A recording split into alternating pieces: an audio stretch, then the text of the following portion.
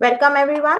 To begin with our next session, we have Dr. G.K. Patra, who is a senior principal scientist at the Council of Scientific and Industrial Research (CSIR), known for its cutting-edge R&D knowledge base in diverse S&T areas. Dr. Patra will throw some light on cybersecurity R&D at CSIR. Over to you, sir.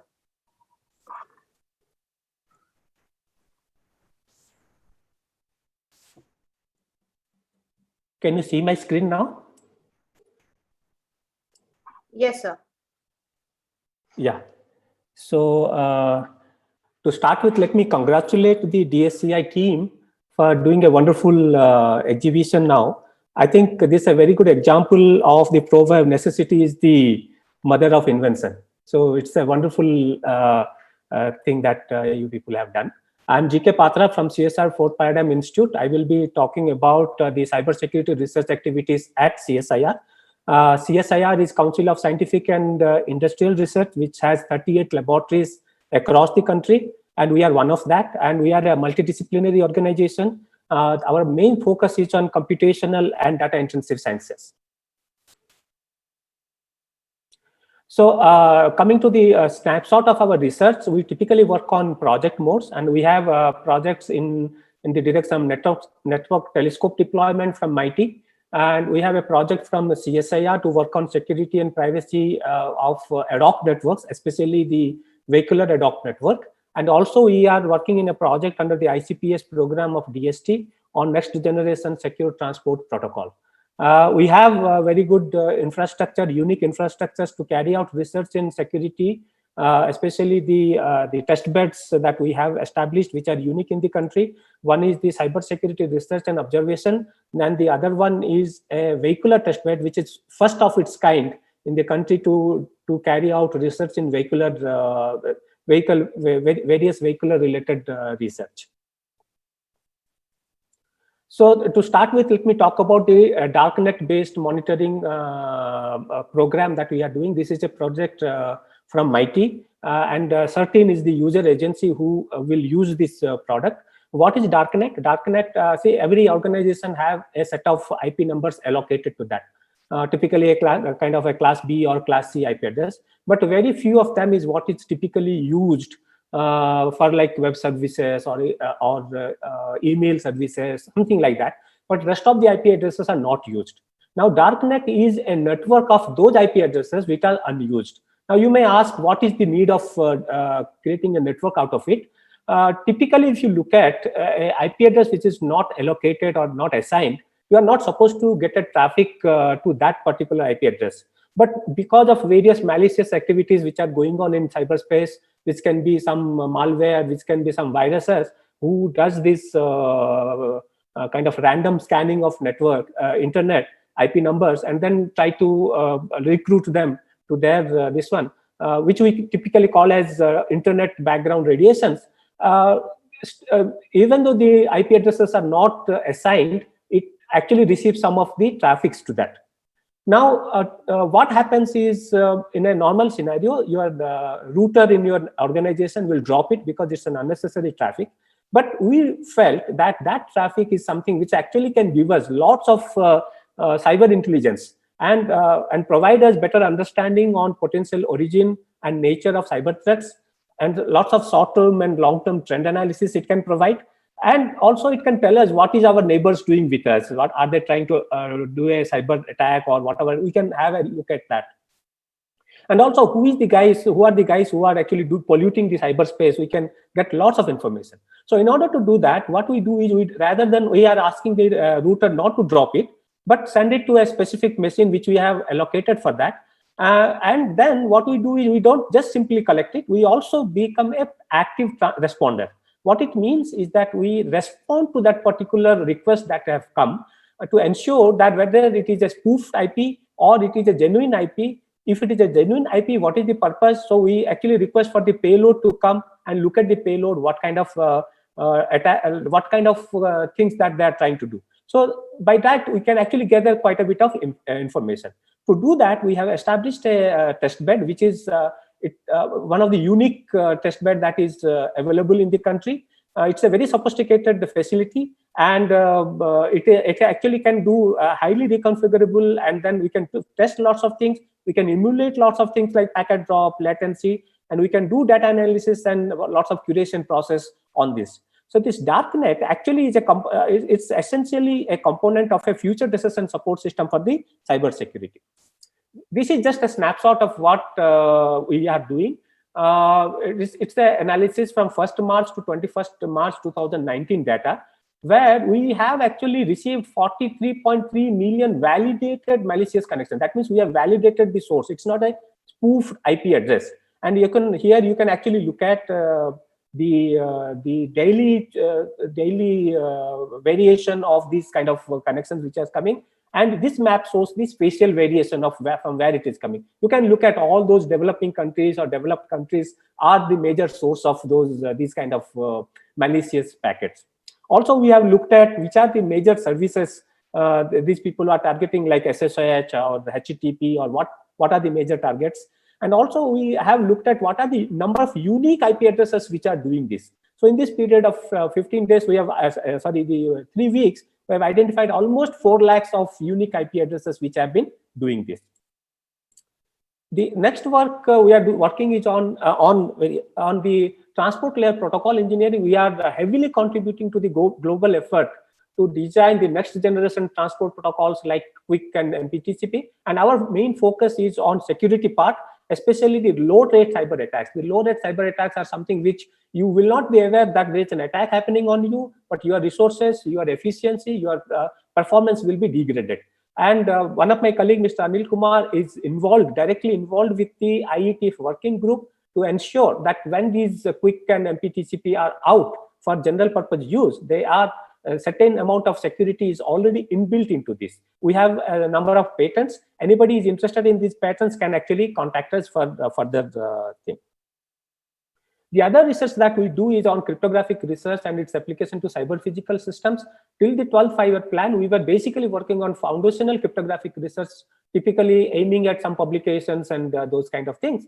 But further to the 12th five-year plan, we were asked to work on applied cryptographic research, that basically like use those things which we have developed through our foundational research into real applications. As one of the applications that we are doing is in connected vehicle security, where as part of a mission project from the CSIR itself. And also we have been working with some industries, and one of the work we are working with Cognizant is related to the specific attack called Sybil attack in a vehicular ad hoc network, VANET. And there are lots of projects that are in the pipeline that are under review and other things. I will talk about it a little later. The 2 mantras that we have is lightweight and high performance. That's the 2 mantras that we have. So most of the work that we do are in the aim that we get lightweight protocols. So one of the work that we have been working on is on chaotic cryptography, which can be implemented using very simple op-amps on your hardware. So that's basically a hardware-friendly method.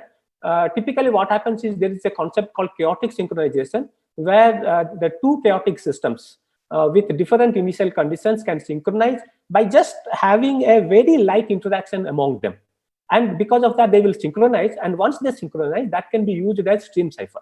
But we looked into this concept is already known, but we looked into the security part of it as an application as a stream cipher.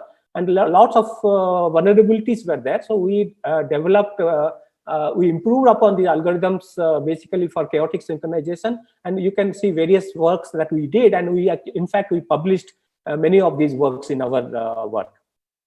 And also we have developed some algorithm for key exchange and other things. The other area that we are working is on neural cryptography, which is a little recent.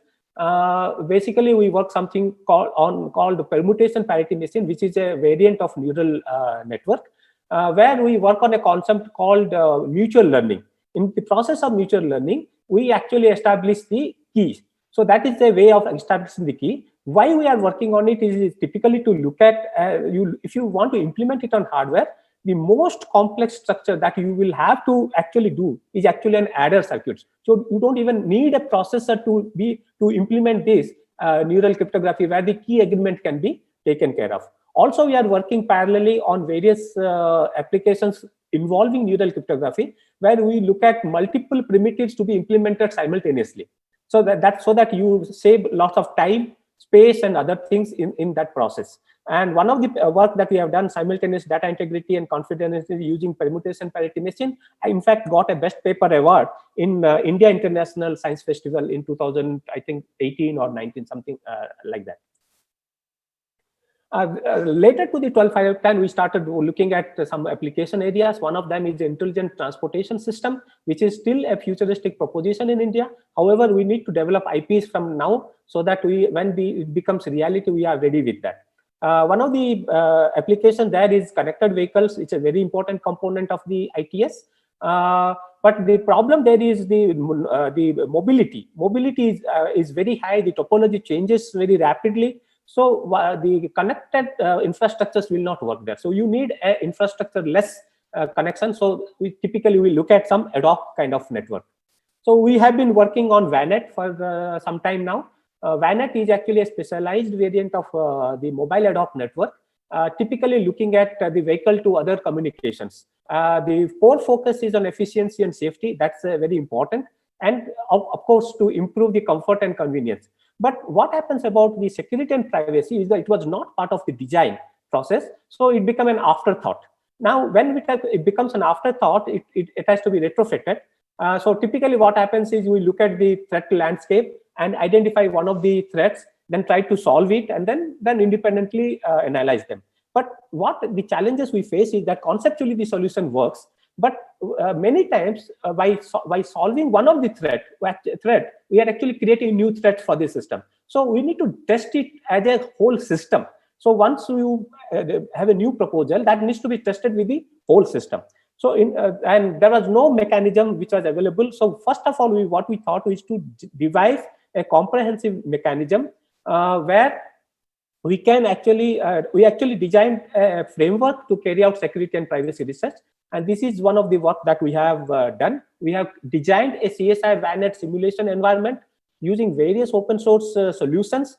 And we have developed it in a manner that many of the algorithms related to security, related to VANET, can be actually tested here. This is again open source, so we want to contribute it back to the open source community.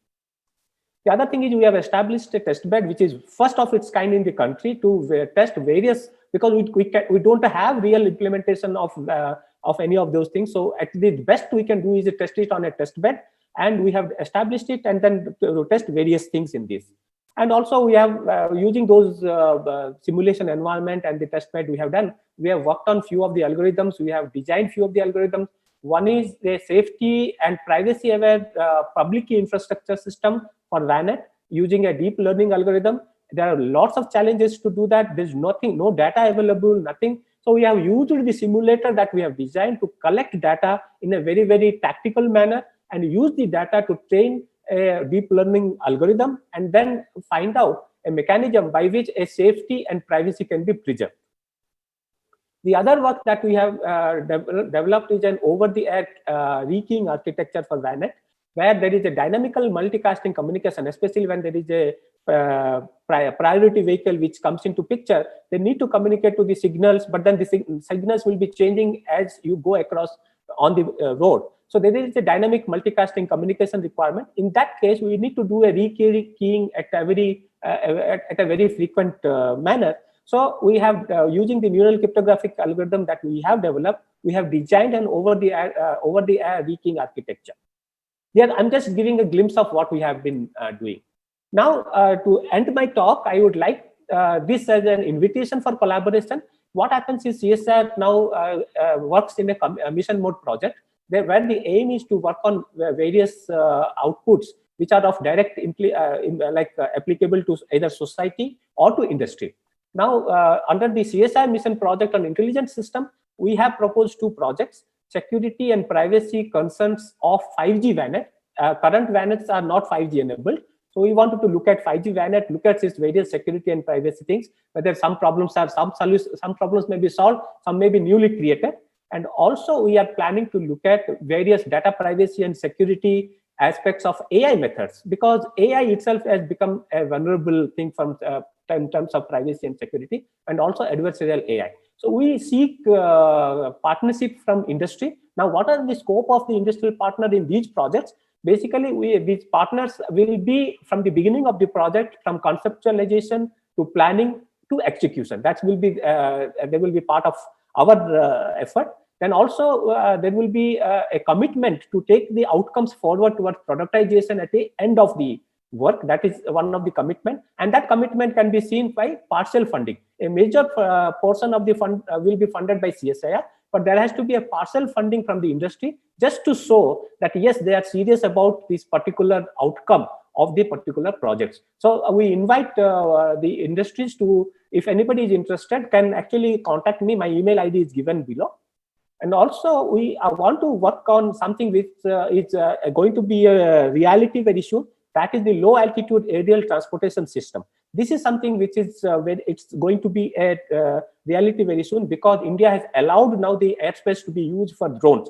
Now these companies like Amazon, Flipkart, now for their supply chain management and delivery, they're certainly going to use drones very, very soon. But before, when it becomes mass, there are certain issues with respect to your security and other things which comes up. So we wanted to look at our expertise in VANET will be of very useful in these things. So we want to look at various security and other solutions. VANET seems to be a very, very good architecture where we can work on. But this one, we would like industry to full fund to us and then also collaborate with us and work with us. So this is an invitation for collaboration. So that's all I have from my side. And thank you. If you have any question, I will be ready to answer. Thank you very much, Dr. Patra, for your insightful address. We will soon begin with our keynote session at 2 p.m. in Audi 2. I would request all the attendees to visit the exhibition booth during the lunch hours. Thank you, sir. Thank you.